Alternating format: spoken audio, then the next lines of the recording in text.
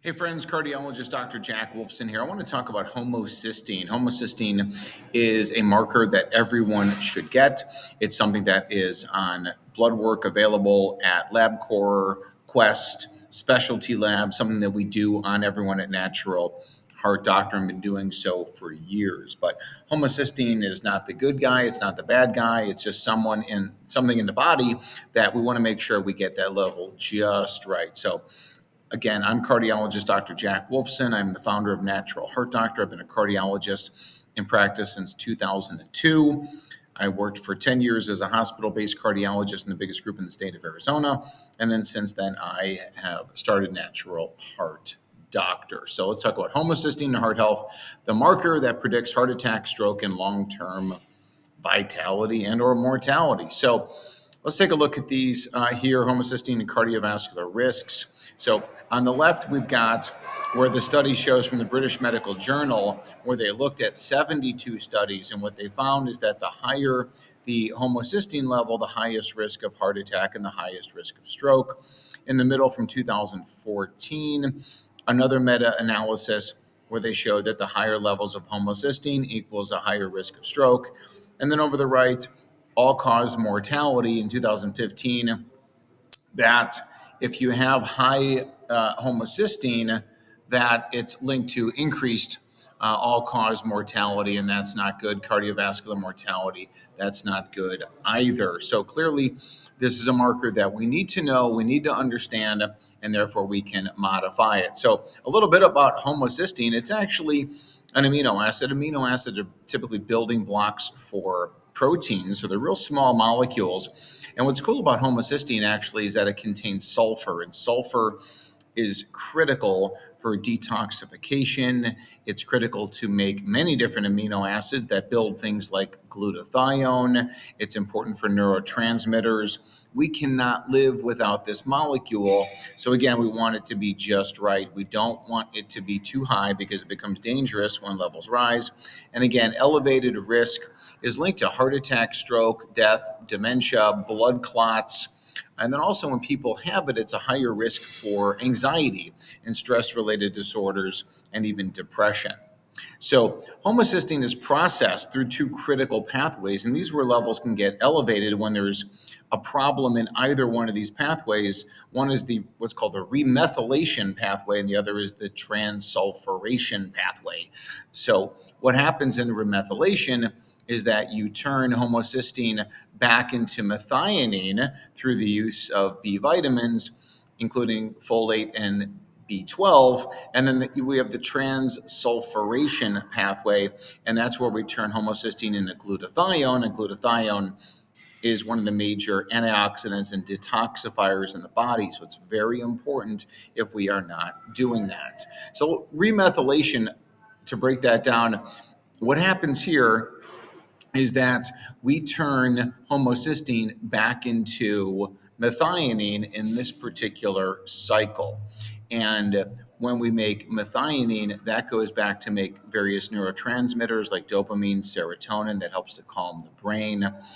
And it also helps to support DNA repair and also, again, helps in its association with things like choline that are very good for our brain and all cellular structures. Now, one of the best sources here, of course, are the organ meats, where we think about organ meats as being the best source of everything, including items like folate and B12, betaine, and choline as well. Really important for methylation there.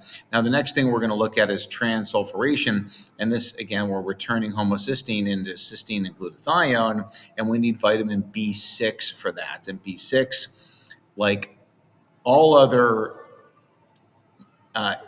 it's found in all these different foods is where we're going to find it. And it's very exciting to be able to get this from organs and also from seafood. And this sulfation pathway is very important for detoxification, but it's also very important for endothelial health, or the lining of the blood vessels that contain these sulfated molecules that help keep the inside of a blood vessel like Teflon, and therefore nothing sticks to that Teflon.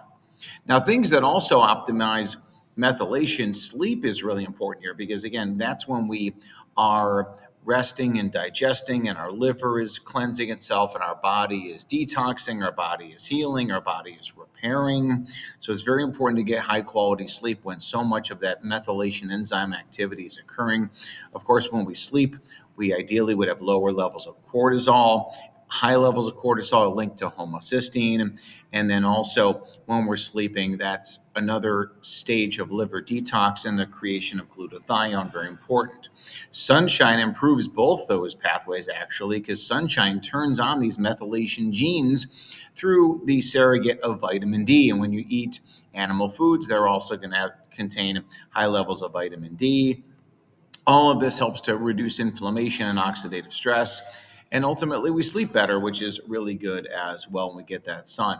Now, movement also is really important. So this boosts our metabolic demand, of course, and now we're really firing through all these different mitochondrial products, and also helps to upregulate methylation. It improves that insulin sensitivity. When you have high insulin, that interferes with methylation.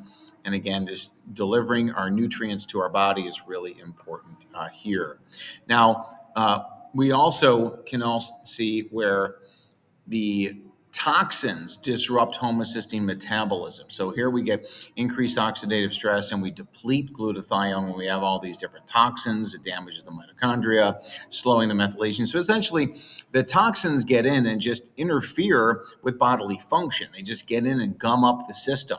Of course, toxins can injure the gut microbiome, the gut lining, and then you lead that, and that just kind of overloads the liver. So ultimately, what we want to do is we want to make sure that we're keeping our toxins level low and the good stuff, keep that nice and high.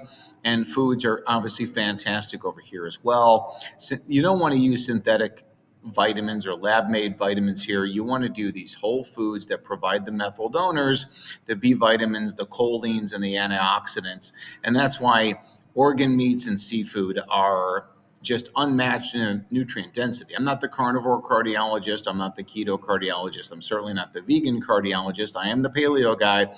So we eat these animal-based foods, seafoods, and we eat the plant material that's all organic, and that's how we're going to get our optimal results. So we created this product here called Kickstart My Heart. It contains all the vitamins, minerals, the proteins, and the fats necessary. This is great for the remethylation pathway, for the transsulfuration pathway, because it's rich in all the B vitamins, all the vitamin A, all the choline, all the taurine, all the CoQ10 to get the job done. And it's also a great source for B6, so we're going to help to create glutathione over here. So there's no better supplement in the world than Kickstart. There's just not. It is the best. It's an investment, but you're definitely worth it. The second product here we've mentioned is called Wild Salmon Roe. And this is where you get all of the omega-3 fatty acids, omega EPA and DHA, you get choline, and you get something called astaxanthin, which is a tremendous antioxidant.